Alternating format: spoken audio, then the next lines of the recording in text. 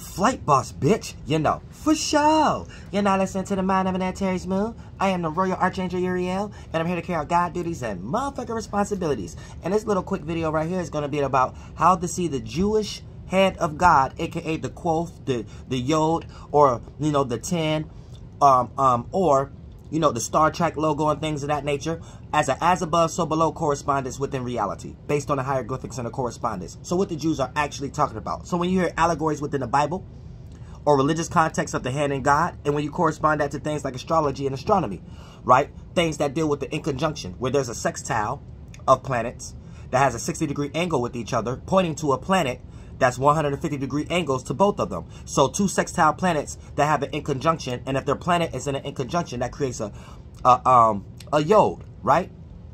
So for the most part, this takes us into the allegory of where did that actual allegory come from before we can mathematically precision out everybody having their own microcosm version of this within astrology, if you have a yod or not.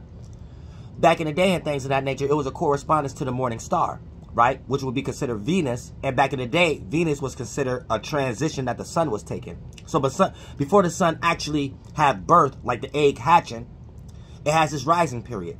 So this was called the exaltation of Venus as the sun emitting, or that light being in that body of water at that period of time to have that certain transition from our perspective. So that'll be from 4 a.m. to 6 a.m. in the morning.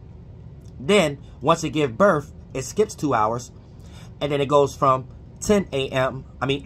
to 10 a.m. So that'd be the 12th house based upon the 24-hour cycle, and the second house based upon the 24-hour cycle. Then the sun falls. Get ready to do a revolution at 6 p.m. to 8 p.m., which will be the fall time area, or the 7th house area. So when you're tracking that, right, basically what you're actually seeing is the 12th house and the second house is the Pisces and the Taurus house, which sextiles. And when the sun appears to fall is in a Libra house, which is 6 p.m. or the fall, when it's fall time.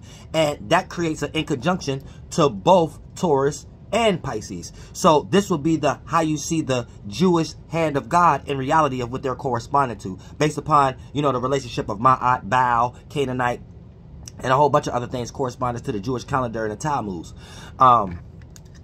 If you understand how to read the Mishnah. This is their concept of the hand of God and things of that nature as a correspondence, how you can see it in reality, based upon the sun transitioning from Pisces, Taurus, and then setting shop in Libra or Ma'at or Satan, or the opposite position from the sun being exalted, which is the yod in between the sextile houses, which will be Aries, or the beginning of spring. So the end of winter and the middle of spring, which will be the sextile, Taurus and Pisces, and in the center will be the focal point of the in conjunction, how it plays out.